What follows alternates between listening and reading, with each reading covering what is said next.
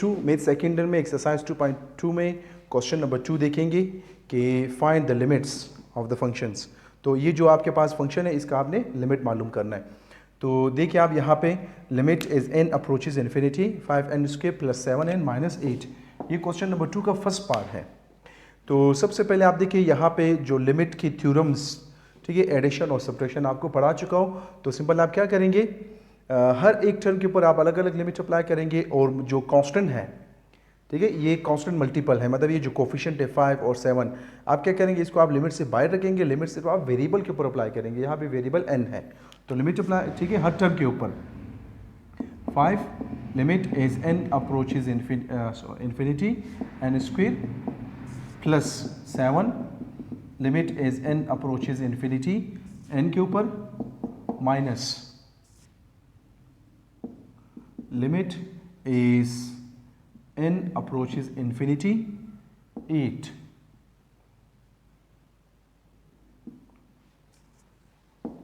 अभी आप simple applying limit, तो जब आप लिमिट अप्लाई करेंगे, देखिए यहाँ पे इन्फिनिटी है तो इन्फिनिटी स्क्वायर प्लस 7, यहाँ पे है इन्फिनिटी तो n की जगह इन्फिनिटी, और याद रखें जो कांस्टेंट है उसका जो लिमिट है वो एज इट इज होगा, तो ये -8। यहाँ पे इन्फिनिटी स्क्वायर इन्फिनिटी प्लस 7 को इन्फिनिटी से मल्टीप्लाई करें तो इन्फिनिटी -8, तो इन्फिनिटी प्लस इन्फिनिटी जो है वो, और उसमें से आपके पास जो है -8 के, तो आपके पास ये क्या आ जाएंगे, ये इन्फिनिटी ही आ जाएंगे, ठीक है, क्योंकि इन्फिनिटी बहुत बड़ा फिगर है, उसमें से अगर आप कोई नंबर्स मतलब 8 या सब्ट्रैक्ट करें उसके ऊपर कोई फर्क नहीं पड़ता। तो ये इसका जो फर्स्ट पार्ट है, ठीक है। इसी तरह इसका जो सेकंड पार्ट है आप वो देखिए, क्वेश्चन नंबर 2 का जो सेकंड पार्ट है,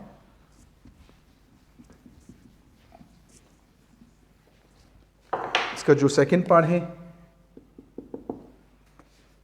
limit is n approaches infinity 5n² plus 3n - 1 whole divided by 2n² minus n plus 5।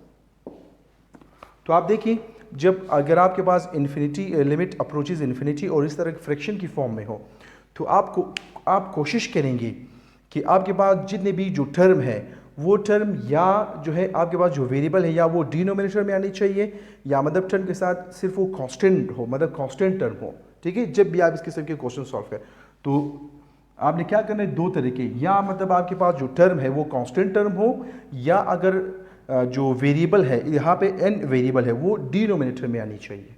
तो इसीलिए मैं क्या करूँगा, न्यूमिनेटर और डिनोमिनेटर को n² से डिवाइड करूँगा, ठीक है। So dividing numerator and denominator by n², limit is n approaches infinity 5n² plus 3n - 1 whole divided by n²। इसी तरह जो डिनोमिनेटर है 2n² minus n plus 5 whole divided by n²।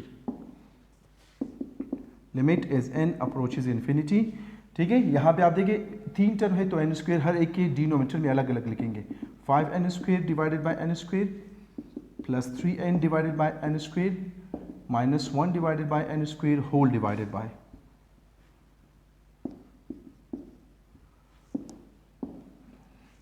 2n² divided by n² minus n divided by n² plus 5 divided by n², ठीक है। आप देखें n² के साथ कैंसिल होगा, limit is n approaches infinity, तो यहाँ पे 5,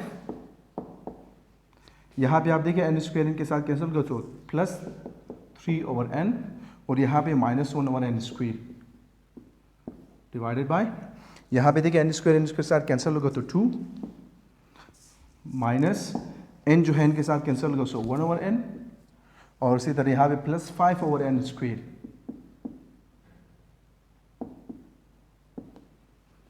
ठीक है। अभी आप जब लिमिट अप्लाई करेंगे, ठीक है, यहाँ पे लिखेंगे अप्लाइंग लिमिट, तो आप देख सकते हो यहाँ पे n की जगह इन्फिनिटी होगा सो 3/∞ 0, यहाँ पे 1/n², यहाँ पे n की जगह इन्फिनिटी स्क्वायर मतलब इन्फिनिटी, ठीक है, इन्फिनिटी, सो 1/∞ 0। इसी तरह ये 2 एज इट इज रहेगा, यहाँ पे क्योंकि कांस्टेंट है, कांस्टेंट टर्म का जो लिमिट है वो एज इट इज होगा। यहाँ पे आप लिमिट अप्लाई करेंगे तो 1 ओवर इन्फिनिटी ये 0 हो जाएगा। इसी तरह यहाँ पे जो है n की जगह आप इन्फिनिटी रखेंगे, इन्फिनिटी स्क्वायर मतलब इन्फिनिटी, सो 5 ओवर इन्फिनिटी ये भी 0 हो जाएगा। सो अप्लाइंग लिमिट, जब लिमिट अप्लाई करेंगे 5 प्लस, तो आपका ये वाला टर्म 0 हो जाएगा, माइनस ये वाला टर्म भी 0 हो जाएगा, डिवाइडेड बाय ये एज इट इज, ये टर्म भी 0 हो जाएगा और ये टर्म भी 0 हो जाएगा। तो आपके पास जो आपका आंसर है 5 ओवर 2। ठीक है, ये इसका जो है ये सेकेंड पार्ट है। इसी तरह इसका जो मैं थर्ड पार्ट करूंगा और फोर्थ पार्ट जो है वो आपका असाइनमेंट होगा। इसका थर्ड पार्ट देखिए आप, question number 2 exercise 2.2, question number 2 का थर्ड पार्ट।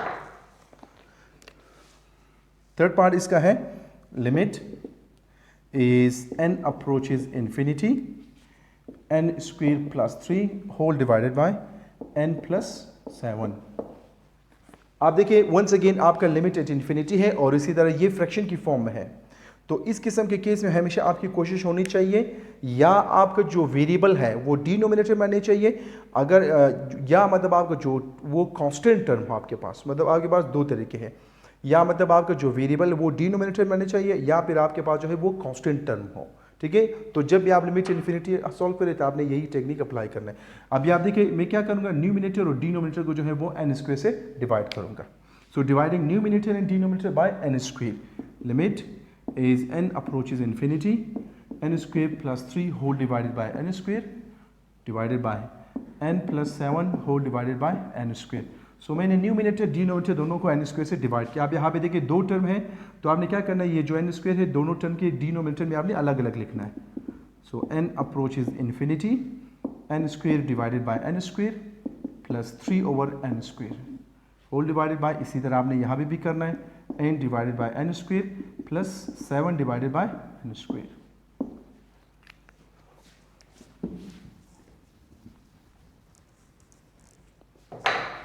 इसको आप सिंप्लीफाई करें, यहाँ पे देखिए n स्क्वायर इनके साथ कैंसिल होगा, limit is n approaches infinity, तो यहाँ पे होगा 1 plus 3 over infinity square divided bye, यहाँ पे देखिए n जो है n के साथ कैंसिल होगा, सो 1 ओवर n, इसी तरह यहाँ पे प्लस 7 ओवर इन्फिनिटी स्क्वायर। ठीक है, सो यहाँ पे है 1। अभी जब आप लिमिट अप्लाई करेंगे, ठीक है, तो आप यहाँ पे देखिए n की जगह होगा इन्फिनिटी, अगर इन्फिनिटी स्क्वायर मतलब infinity, so any number over infinity जो है वो 0 के बराबर होती है।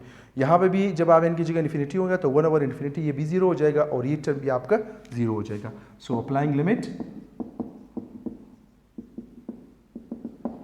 यहाँ पे होगा 1 प्लस ये टर्म आपका 0 हो जाएगा, ये टर्म भी आपका 0 हो जाएगा और ये टर्म भी आपका 0 हो जाएगा। सो 1 ओवर 0, आपको पता है 1 ओवर 0 ये जो है ये इन्फिनिटी के बराबर है। सो ये इसका रिजल्ट है। इसका जो फोर्थ पार्ट है वो आपका असाइनमेंट है। Thank you.